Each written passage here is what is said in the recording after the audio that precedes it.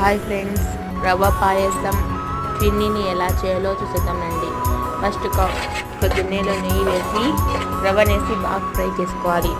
తర్వాత అది పక్కన తీసుకొని ఇంకొంచెం గీ వేసుకొని కట్ చేసుకున్న బాదం జీడిపప్పులు వేసి ఫ్రై చేసుకోవాలి. అది కొంచెం వేగిన తర్వాత కర్బూజా గింజలు చిరంజీవి వేసి ఫ్రై చేసి కొంచెం ఫ్రై అయిన తర్వాత వాటర్ వేసుకొని అవి బాయిల్ అయిన తర్వాత మనం ఫ్రై చేసి పెట్టుకున్న రవ్వ వేసుకొని బాగా కుక్ చేసుకోవాలి.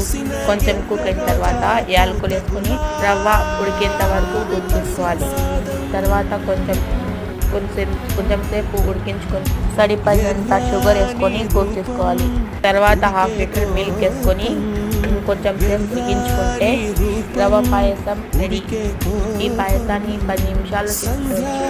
ఈ పాయసం వేడిగా తిన్నా చల్లగా తిన్నా ఎలా తిన్నా బాగుంటుంది. వీడియో నచ్చితే లైక్ చేయండి, సబ్స్క్రైబ్ చేయండి, షేర్ చేయండి. Thanks for watching.